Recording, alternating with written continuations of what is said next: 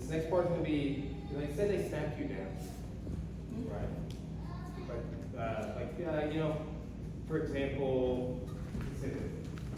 You know how to do straw? You can fix me back. Yeah, right? Now, like you got your back, so just pull me down to the back. Right? So it's like a lot of times where I'll straw on somebody and I'll snap them down. But they're in a, you get thrown over in front. Whereas like a lot of times, you just get thrown over your back. We're going to deal with, that'll be the rest of it. Okay, just kind of looking at what'll happen is somebody will take your back to the side. Take your back to the side, guess what? You're close to probably getting choked. Yeah, there's an arm bar from the back, there's lots of chokes. Rear naked, palm to palm, there's little hell strangles, right? So it's exponentially harder to fight from. Just fight from that. But let's talk about, just real quick, a couple of options for the front end, okay? And last little thing before we move on. I meant to tie this in. Maybe you guys work with this, a lot of this for self-defense, but we need something like that. Okay, so look here. Standing here. That's one of the injury types. I'm using that. I got you side headlock. It's like that frame we did on the ground. Come in here. Now, yes. Isn't that crazy how I stand like that? Hey, you know, I was a black belt when I learned that, so there you go. It's to be around like it.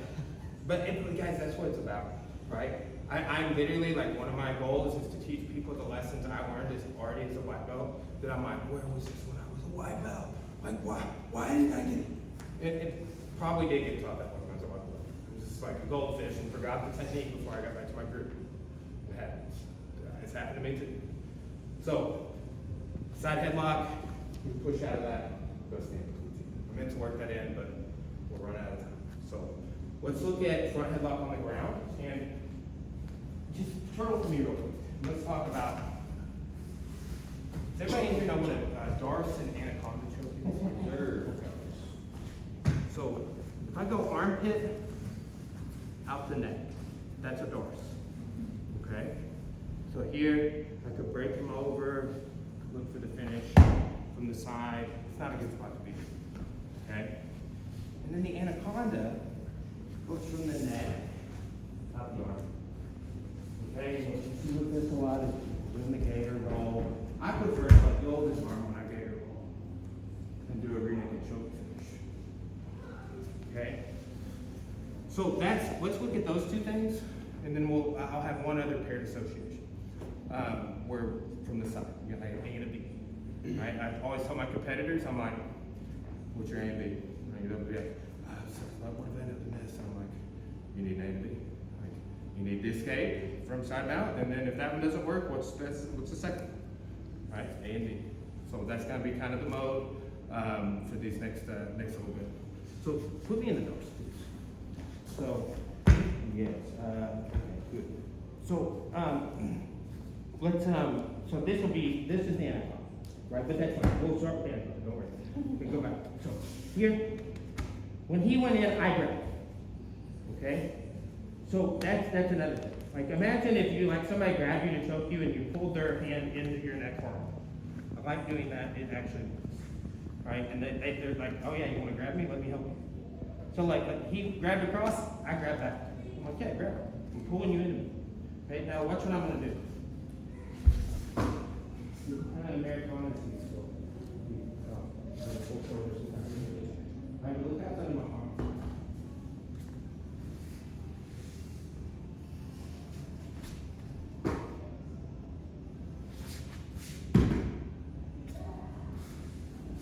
Back when I was a kid, this is what they called the Aoki lock. Aoki lock's a foot lock now. Michael was busy hit it the other night. The night before I taught a seminar. And when I was doing ankle locks at that seminar, I showed one real similar to that, but this is how you catch people staying in. So when he comes here, I grab and I move it back here. See how that's kind of good? Good choice. I go neck out the arm. Yeah, see, look, I'm gonna grab your tricep, and you're like, I'm grabbing your tricep. All right? Now, once you get here, you have everything you need. Swing this over my back and grab my lat muscle. Yes. Now, remember how we talked about inflating the chest? That's it. I'm already there, right? I can't go. So it's just like a little bit simple. Now, my arm's strapped under your arm, so okay. As long as that, now clear the arm, just take the back. Simple. Okay, one more.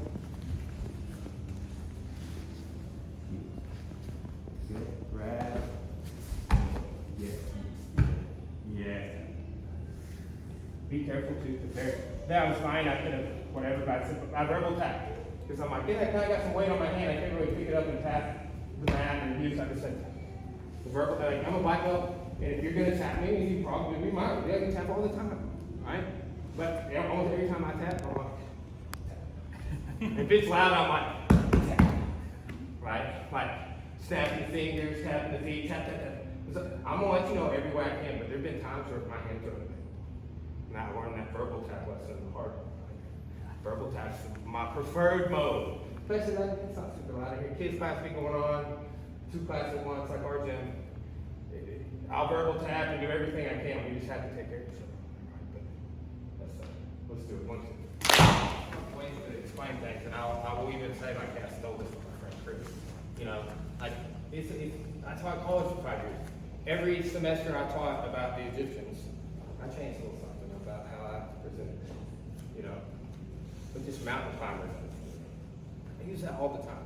And I gotta come up with a way to describe because it's a mobile position. And sometimes you'll be in a sprawl. Let's say this posture, not super mobile. Then you gotta kind of change your spinal shape to be able to move. If you right after you beat someone on a double, you gotta go back to about a mountain climber position. You want to spin around, take their back. So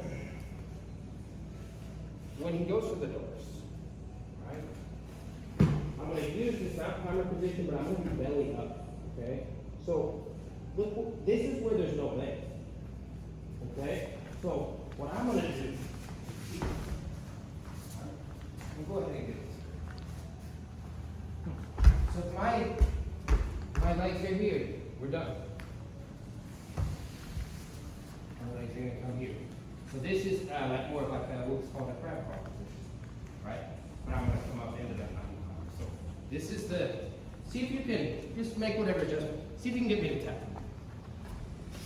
Yeah, that's a good one. Okay. Now watch. Bring my knees up and I drive. Oh, I like it. Those are good grades. Yes, $40.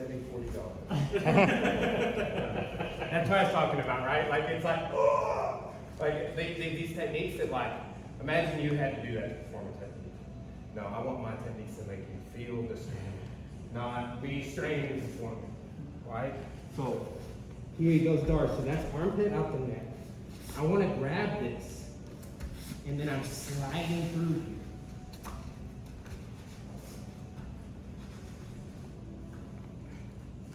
Okay, now I'll leave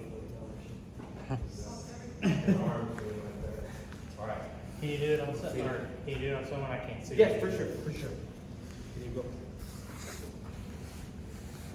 So, yes. So he goes, look, it's the side that he came out with. There's no base over here. Right? And I'm going to trap this elbow and here. I'm going to slide this way, but that's going to make his weight go there. Now look, this can't be this case. I got to be here.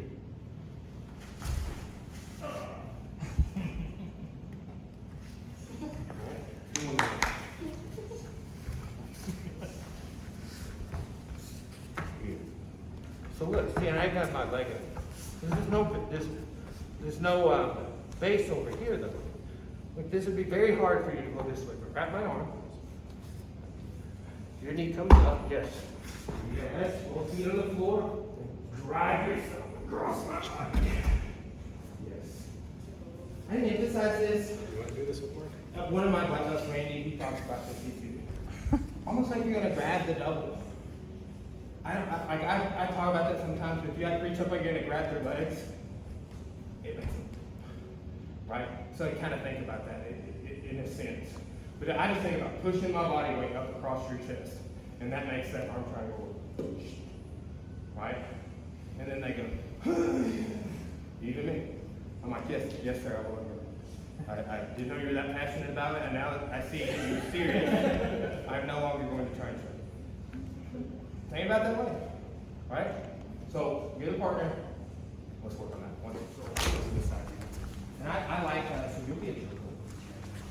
I like teaching this in exactly the way that I'm going to show it in this way, so we'll run into the play. Okay.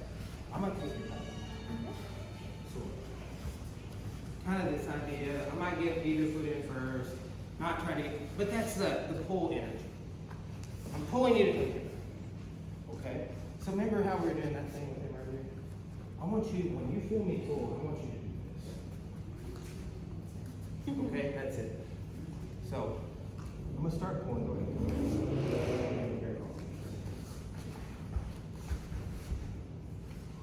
Okay. So, I don't do anything.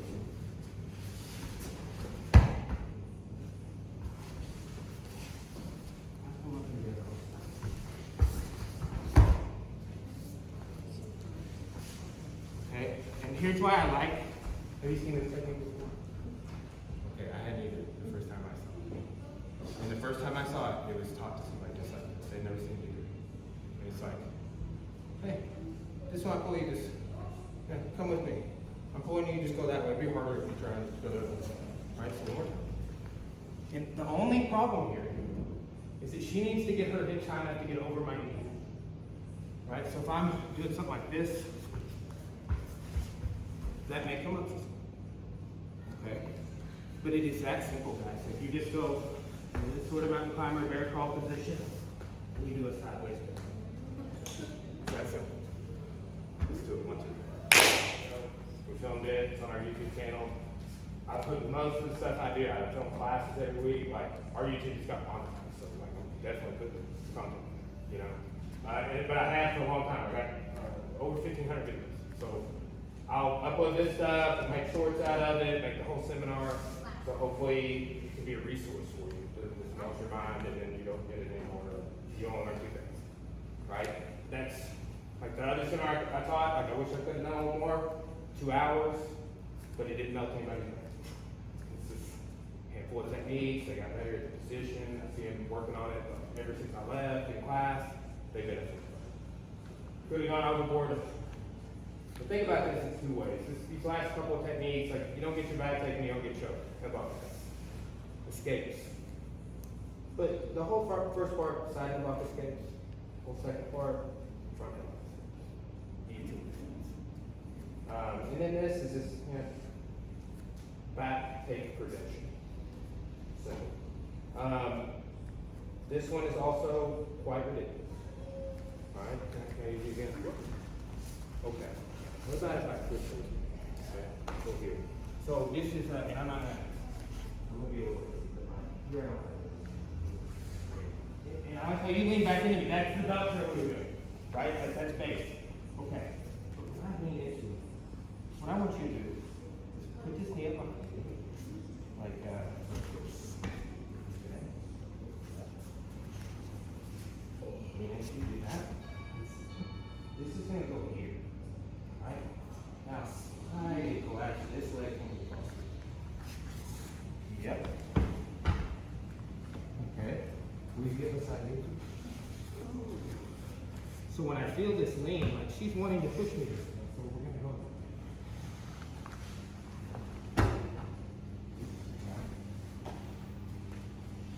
So I see this, and I know like and it's in Aikido, it's called Kokenagi, but people show this throw, take down whatever it's in wrestling, they call it the Peterson's roll, but against an overhand. Like somebody coming a big overhand, you duck in and boom, wheel them over. It's like I see this technique in every art that I study. Wrestling, jiu-jitsu, judo. It's got a turtle in it, it's there. And then I see it as a standing takedown in judo, aikido, jiu-jitsu. So I like this quite a bit. But see here, I have no pull or real push. But when I start to put weight on you, yes, slide, yes, and then all the way.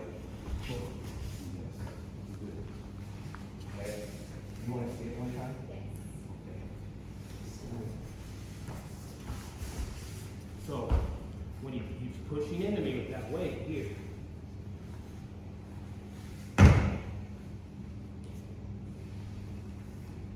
So, this is, didn't carry his weight over my, when it's going over my hips. Like, cause that'll be something like you get squashed sometimes when people go over your body for techniques. This one, right